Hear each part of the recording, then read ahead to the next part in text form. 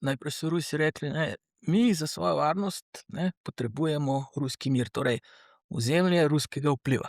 In so šli z orožjem v Ukrajino, ne. Veste, da ko je bil Kijev že velemesto, Moskve še bilo ni, ne, tako da Kijev ima poseben pomen za rusko oblast, ruske carje še v preteklosti. Kitajski Ksi, torej predsednik je dal kitajski vojski nalogo, da do leta 27 vzpostavi sile, s katerimi bi lahko tudi vojaško zavzel Tajvan.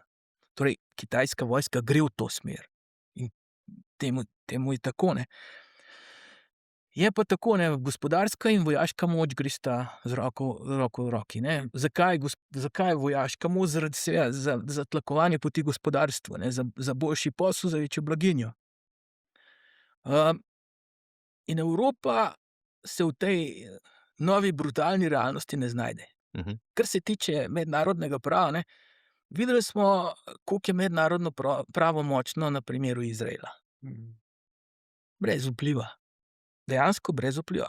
Kakšna je moč Združenih narodov danes? Brez vpliva.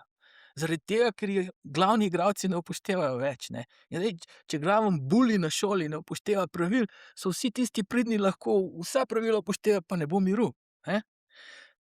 In jaz se strinjam, ne, Evropa mora temeljiti na gospodarski moči, hkrati moramo pa nazaj postaviti obrambo.